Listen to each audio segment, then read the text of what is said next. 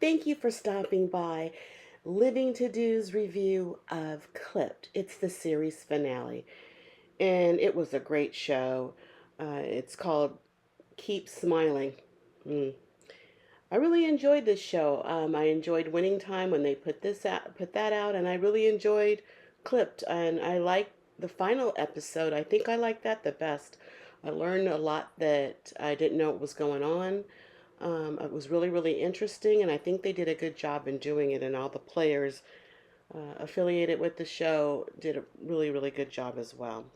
This episode, before I get started with this episode, please like the video and subscribe to the channel. I would really appreciate it, and I thank you in advance. Okay, so let's talk about Clipped. The first scene we see Shelly. She has been given the task to find a bidder for the Clippers, the team as a whole. She has to sell it per Adam Silver and the NBA because of what Sterling said and in the way he conducted himself in the business. And they were looking to get bidders like Oprah Winfrey, David Geffen, and Magic Johnson. Later we find out, though, Sterling will never sell the team to Magic Johnson. Really has a hate for that man. And I don't understand why we, or black people, I should say, um, wealthy black people, not buy more teams, NBA teams, NFL teams. I mean, we elevate the games and perfect it, and then, we should start keeping that money in house, some of that money anyway. It's a shame that it always goes to somebody else for you breaking your back. Okay, so the Clippers are still in the playoffs during this time. They're going to play OKC, that's Oklahoma. Meanwhile, Sterling is going to be on the Anderson Cooper's CNN 360 show to apologize. That's where he's set to apologize. Mm, I just don't, and he complimented Anderson. I don't know if he knew that Anderson Cooper was a gay man because Sterling's old way of thinking, I don't think that would have sat over too well with him. He tried to, I don't know if he really tried to bribe him, but he tried to give him game tickets. He was advised, I guess, by his attorneys that you can't offer them tickets and things like that to the game. Always schmoozing. At the same time, the players in the hotel, they're watching the interview. And in the interview, it's discussed about Magic Johnson. He would never set foot in a Clipper game in that arena while Donald Sterling owns the team. And Donald Sterling's not hurt by that. He says he's hurt, but he's not. He talks about Magic Johnson having AIDS and that he should be ashamed of himself from spreading that all around. He talks about how the players don't hate him in this interview. Meanwhile, the players are watching and say, "We literally hate you." He is so clueless. Oh, in a way, it's good that he's clueless. I think.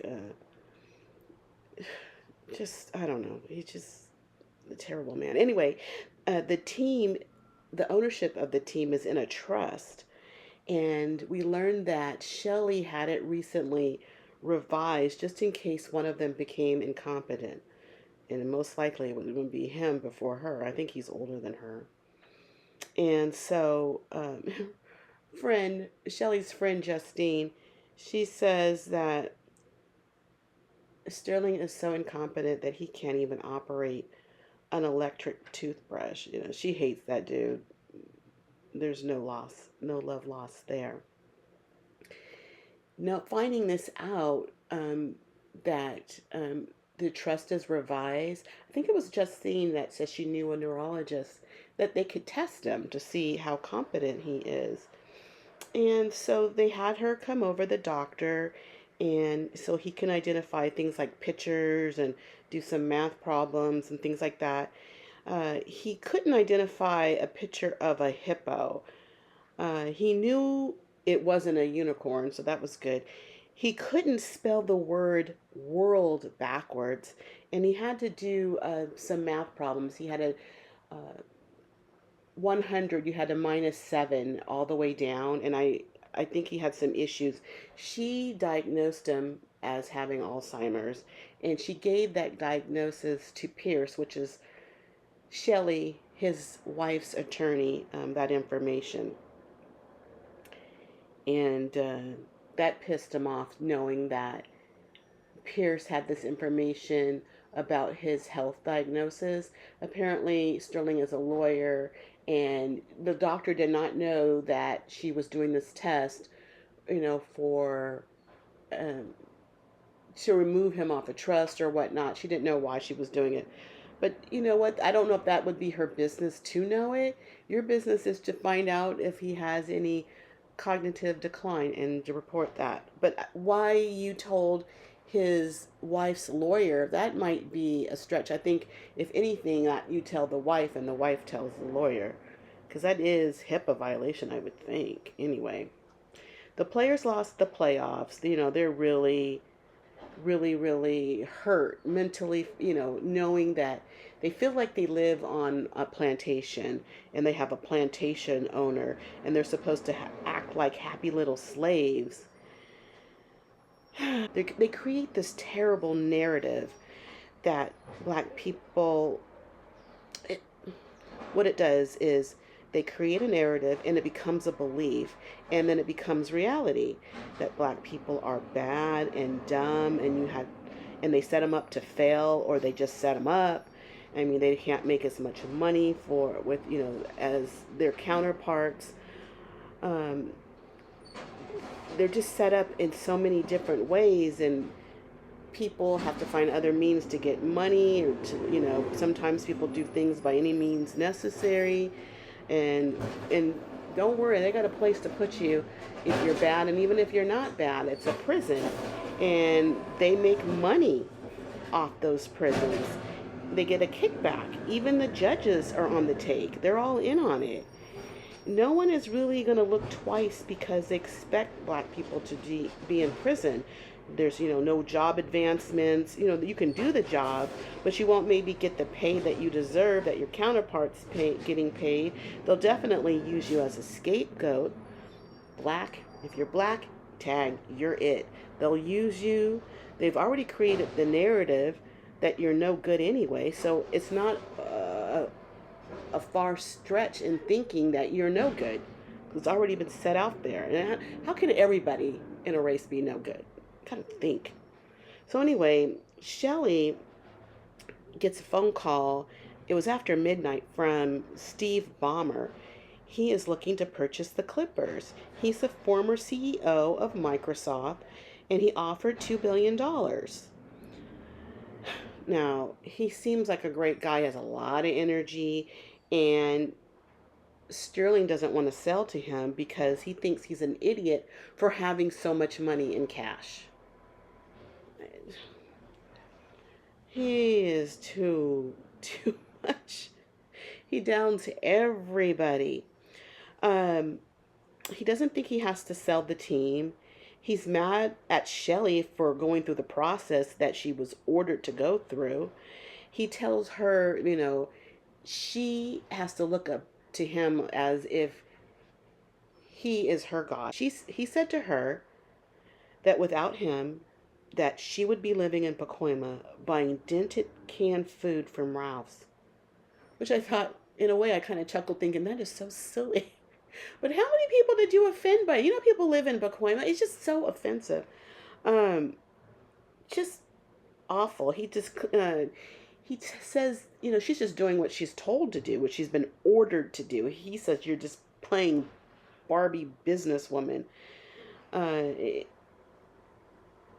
he says he's going to sue Shelley and the NBA. He believes that the NBA doesn't have a right to force him to sell. So they're in court. This is about his competence, and he thought he knew his wife basically. And the outcome of that is she won. She won. Her lawyer's praising her. She's a good woman, doing the best thing for the people, the players, Doc, and everything. Not really. Honestly, that lawyer is going to be smiling because if you sell the team for $2 billion, he gets a cut of that. He's happy.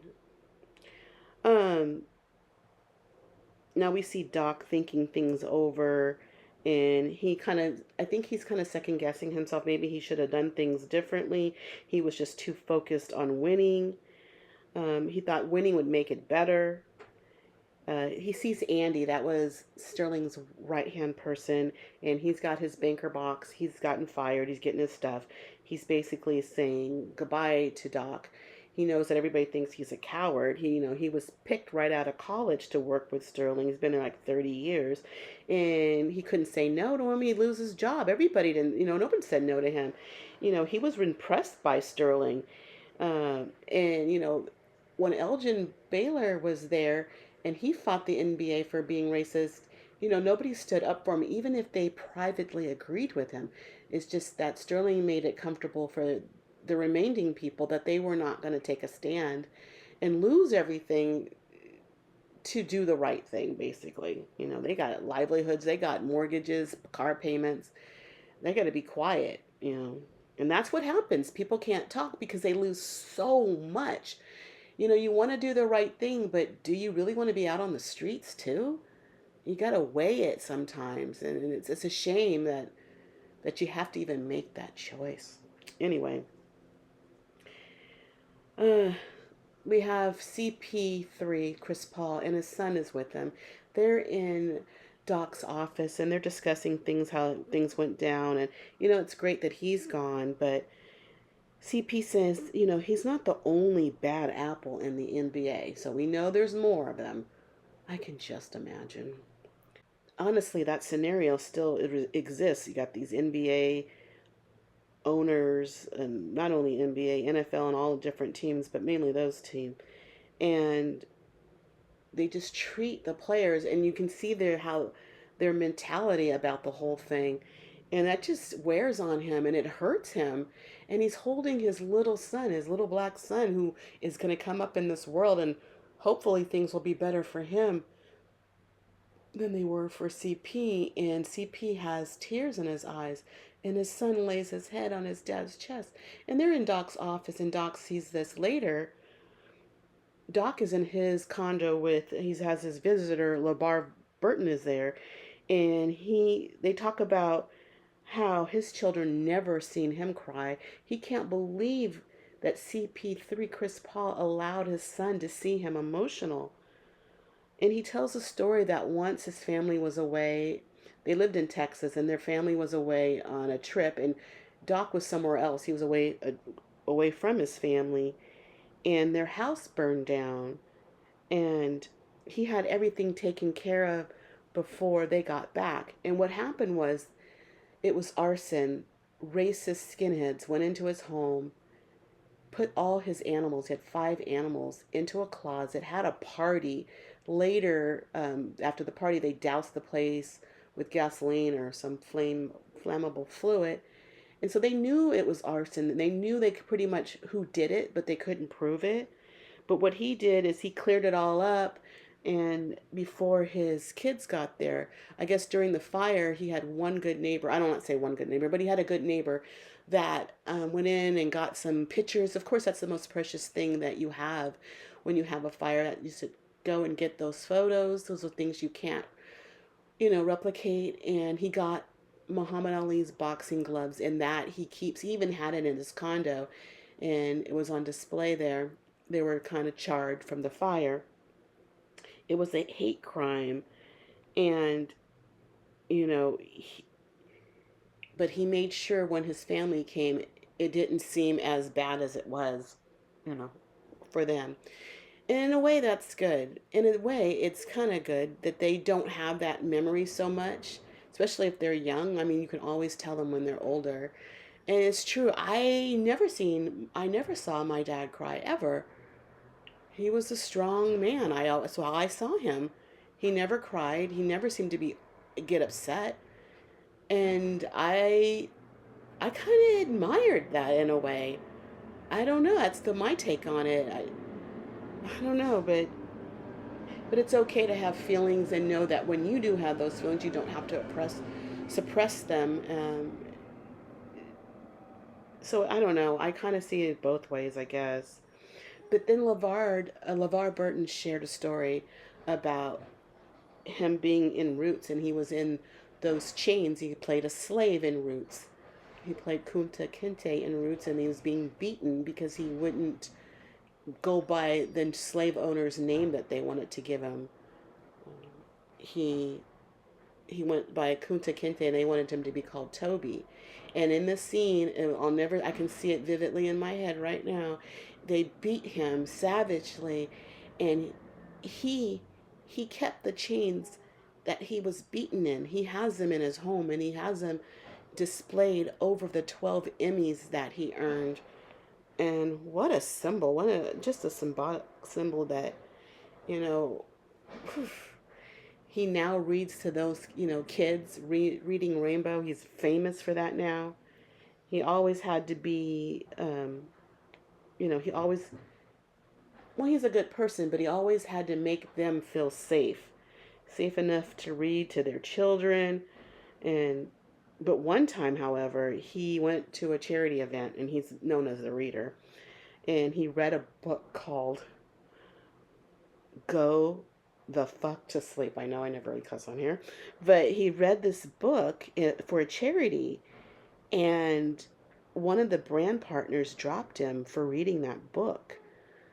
He lost money. It's a fine line we have to teeter to do what they want you to do, plus, some self respect, and to be who you are. You know what I mean? You have to be friendly, but you got to make them comfortable. And at the same time, you're just filled with rage. And he said he was filled with rage. To look at him, he's so calm. He was almost the host of Jeopardy. He's beloved now. I think he was in Star Trek, whatever that was. I didn't watch that. It's just how you think you think of someone one way, but inside they're still fuming about how the living conditions and the mentality that they have to live in. Boy, don't I know it. Anyway, we finally see V in the series. She shows up, still delusional, and she's looking for book deals to make money, especially off of the Barbara Walters interview. She thought somebody would care to know what she thought. But she's there with her lawyer, and she needs to pay her bills. She needs to pay her lawyer. She can't just make him dinner and he can accept that for payment. Shelly's still suing her for the duplex that she's living in. Um, Even though they got $2 billion, Shelly's making a point and she wants it back. And he's telling her, how are you going to feed these kids? You need money. And she says, well, I just can't, I'm a famous person and I just can't work at Target. Why the hell not? You need money. So we see her sell her Porsche that she was gifted. She has to go to court to try to save her home, and Shelley is there and Sterling is there. V is surprised to see Sterling there because she thought he would never take her home away from her. And in court, Shelley's attorney Pierce is questioning her about her income. It's as far back as 2010, there's no reported income, but the adoption paperwork says that she earned $3,000 a week, and she got paid under the table because Sterling was ducking taxes. That's how the rich stay rich. um, I mean, paying her and paying taxes couldn't have been that much, right? But he's ducking it. So Sterling says in court that she had a criminal record, that the cars are in her name, but they're his cars because, you know, he called her, what did he call her? Oh, just a name like she just is nothing. Um, and he didn't want, if something happened where she got in an accident, he didn't want to be blamed for it. All in all, she lost her home, the duplex. What a fool. What a fool. You see an empty apartment or a duplex, and she writes on the wall Sterling Properties. Mm, mm, mm, mm. So sad. She meets up with Deja, that friend that she talked about, when she thought she was on the up and up and her friend was nobody. She dismissed her and her friend left. Well, her friend meets her in a cafe and they're sitting there talking. Interesting, I see V sporting her natural hair now. She says, when the friend asks where she lives, she says, I live in an Airbnb in Van Nuys. Uh, she says, though her sister moved because her sister had the duplex. She had the other apartment or whatever. But she moved to Texas, San Antonio, Texas, and they got a job. Their mom got them a job there at Singular Wireless. And I guess she could go there to work, but why? I don't know. She's not going there. They're in the cafe. She gets racist people are in there making fun of her, calling her names. She gets up, approaches them, and I think she pushed them, and the guy hauled off and hit her like a man in the face. I don't know if that really happened in real life, but that was hard to watch. She fell all the way back. In fact, I didn't even see her. I assumed she was laid out on the floor. So we see Shelly. She's at lunch with her friends, including Janine, and they discuss they're celebrating the $2 million sale of the Clippers. And one of her friends asked, "How much did you originally buy them for? The Clippers for?" And they said $12.5 million. And then she sold it for $2 billion, which was a 16% profit. And she told her friend Justine that, what did you do with why did you need to take the duplex away from, that's what Justine asked. Justine asked her, why did you need to take the duplex away from V? You're a billionaire, and that was her home. And she goes, well, I did something good with it. I gave it to Gladys. Now, Gladys is Shelly's housekeeper. Oh, so it's not so bad that, she did something good with it. And but she clarified that Gladys doesn't own it, she just lives in it. Huh. So Justine says, you just want to own everything and everybody. Shelly fires back.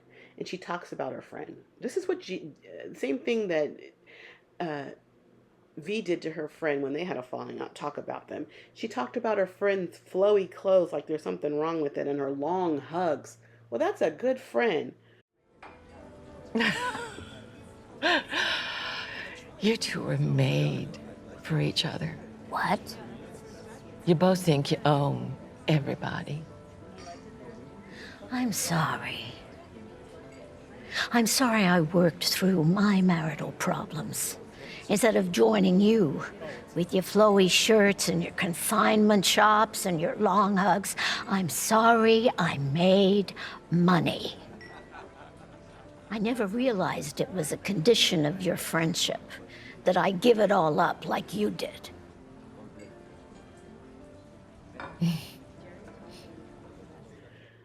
Meanwhile, in this restaurant, Doc is there with his son Austin, who's an NBA player.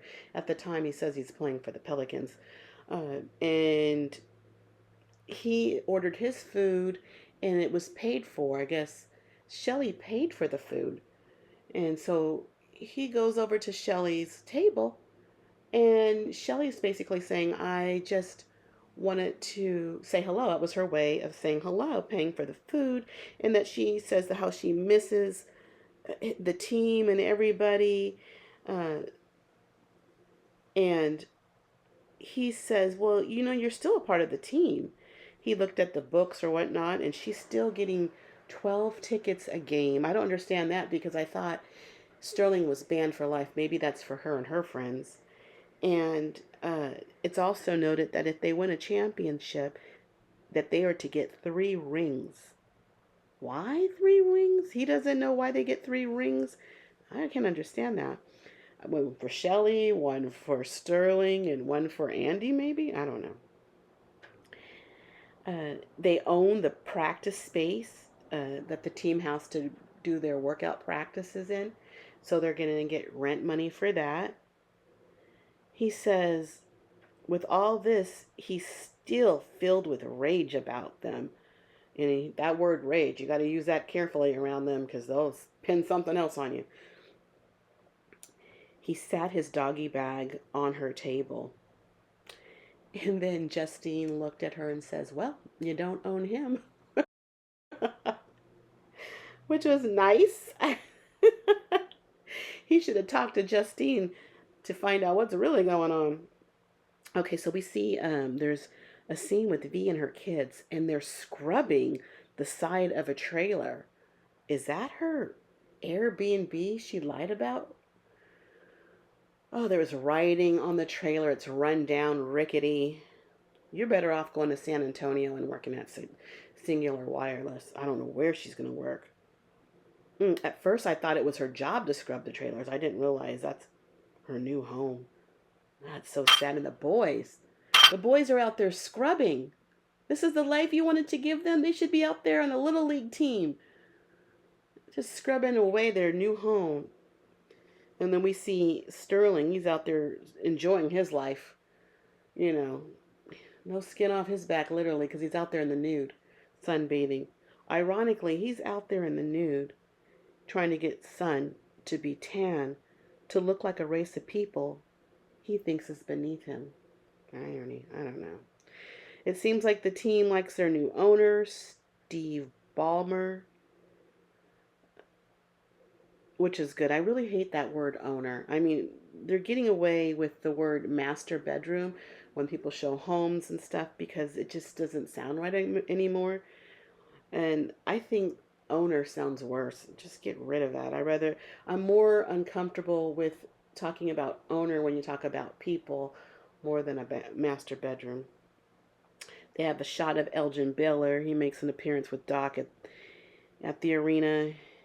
Um, he once sued the NBA for being racist, and they weren't really hearing that back then. I'm sure he lost that because the narrative. There's probably not racist, and everybody on the bench and everybody else, they're not going to let you. It's too much money involved. People can get paid off, and this poor guy, he fought the good fight by himself, and no one stood up with him back then. And Doc, he thinks he was too focused on basketball and not his family and not other things. His wife is divorcing him, and the team lost. They were doing so well, but he believes they lost because mentally it was just too hard to play.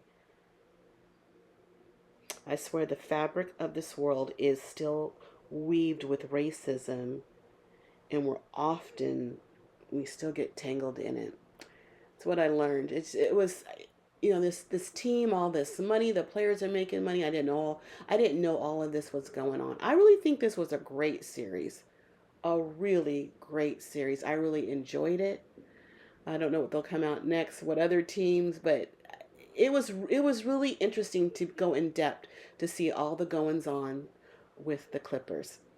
This is it. It was the series finale. Well done. I enjoyed it. But that is it for now. Please like the video and subscribe to the channel. I would really appreciate it, and I thank you in advance. But I gotta go because I got living to do. Bye.